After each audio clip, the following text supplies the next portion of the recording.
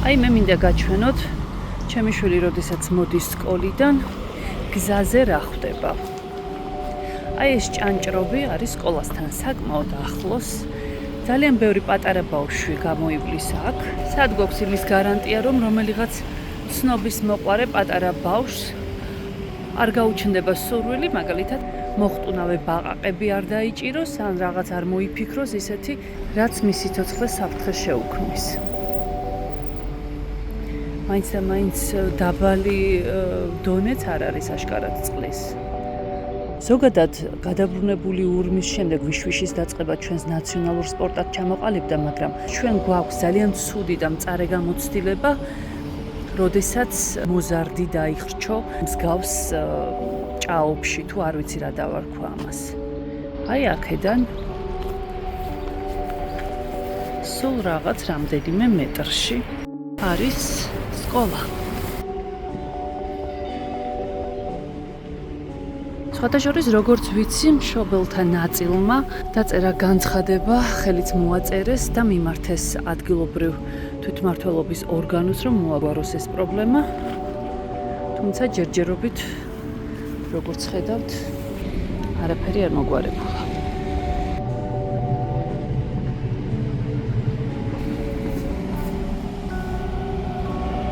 ძალიან არ მინდა ვიყო ბედმფრენი დედა. ანუ დედა, რომელიც ჭარბად მეურვეობს თავის შვილებს, მუდმივად თავს დასტრიალებს, მუდმივად აკონტროლებს, დამოუკიდებლად მოქმედების ყველანაირ საშუალებას უსპობს და მოკლედ არ ჭრის ჭიპლარს.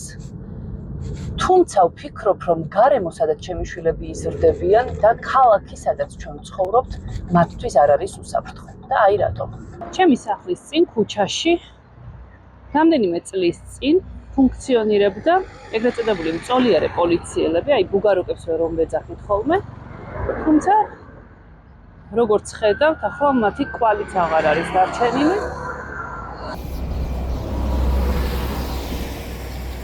ბაღიდან როცა მოვდივართ, სულ იმის მეშინია გზის გადაკვეთის დროს მანქანა არ დაგვეჯახოს.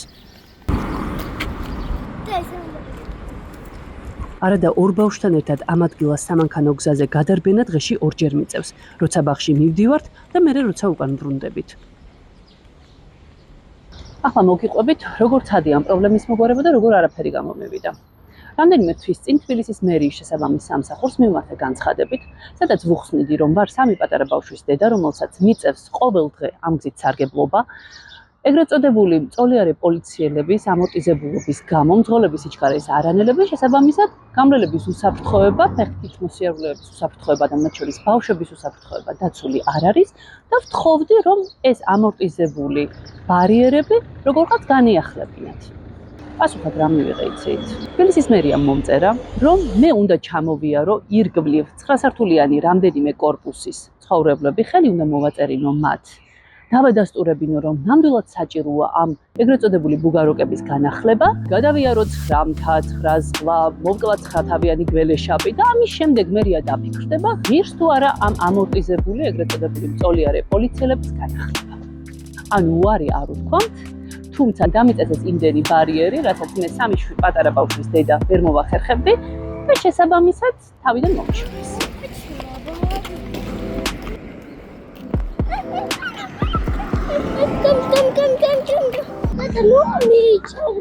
ზოგჯერ ქუჩაში ბავშვს უნებლიეთ ხელს-ხელზე ისე ძლიერად უჭერ, რომ ამის გამო მსაყვედურობენ. მე მართლა ვხვდები საკუთარი თავისთვის საფრთხის შექმნის გარეშე, როგორ შეიძლება ამ უტროტუარო გზით ისარგებლო.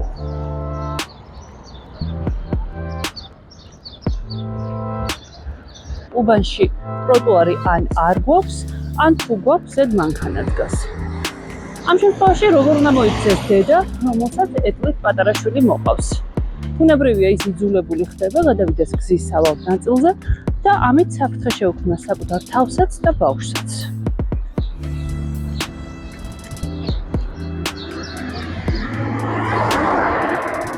აბას სცადეთ და გაიარეთ აქ.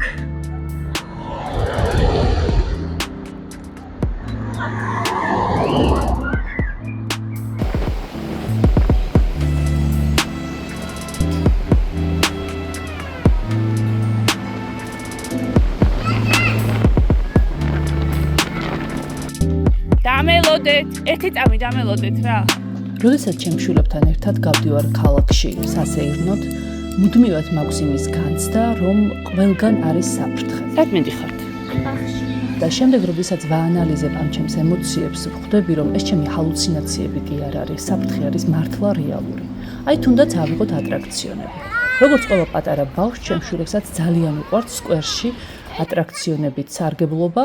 ისინი მაშინვე გარბიან ხოლმე ხან სასრიალოსკენ, ხან საქანელებისკენ და უმეტესობა ატრაქციონებისა არის დაახლოებით ამ მდგომარეობაში. რამდენჯერმე მქონია შემთხვევა, როდესაც სასრიალოთი სარგებლობისას თუ საქანელოთი სარგებლობისას ბავშვს მიუღია მცირე, მაგრამ მაინც დაზიანება. ანუ ჩემთვის როგორც დედისთვის ეს ატრაქციონები არ არის უსაფრთხო.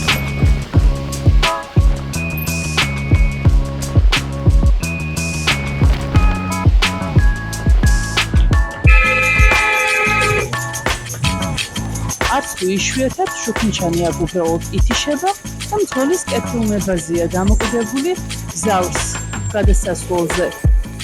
ცოცხალს გაუშვებს თუ არა?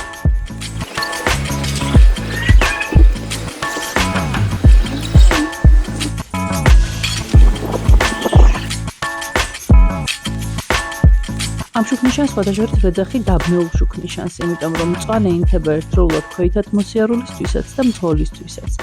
როგორც წესი, ასეთ დროს უპირატესობა ენიჭება ხოლმე ქვეითად მოსიარულეს, თუმცა ჩვენთან ხომ ყოველთვის ყველას ეჩქარება.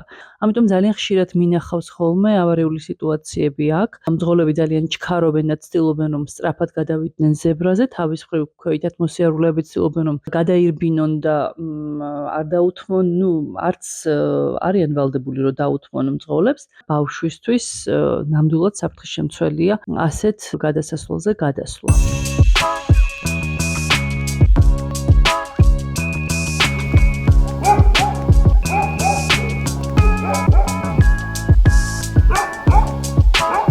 ერთ-ერთი პრობლემა არის მიუსაფარი ძაღლები.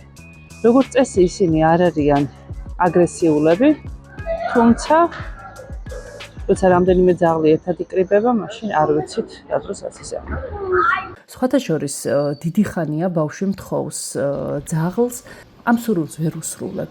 ვერ უსრულებ იმიტომ, რომ ხვდები, რომ მას ძაღლი გონია სათამაშო და ის არ არის მზად პასუხისმგებლობის ასაღებად. ამიტომ ორმაგად მეწოდება ის მიუსაფარი ცხოველები, რომლებიც თავიანთმა პატრონებმა ოდესღაც მიიღეს როგორც სათამაშო და შემდეგ, როდესაც ოჯახი ვერ შეეგუა, ეს ცხოველები აღმოჩნდნენ ქუჩაში.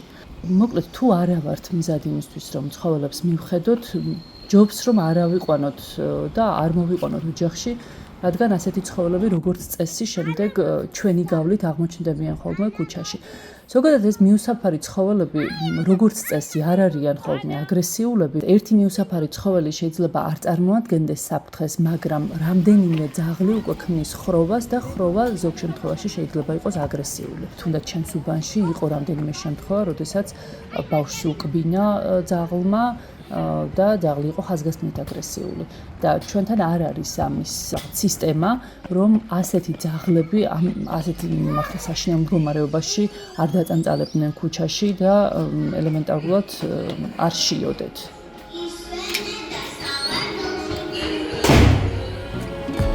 ჩემი უფროსი შვილი მეუბნება ხოლმე, რომ ის უკვე დიდია და შესაბამისად მზად არის მეგობრებთან ერთად სახლში სკოლიდან მარტო დაბრუნდეს. მუდმივად ამ ყველაფერს ვუყურებ ძალიან შეშინებული, იმიტომ რომ სულ ყველაფერს თავი დავანებოთ, გაუმართავ ინფრასტრუქტურასაც, მიუღსაფარ ცხოველებსაც, გათიშულ შუქნიშნებს და ასე შემდეგ. თვითონ სკოლის გზა არ არის უსაფრთხო.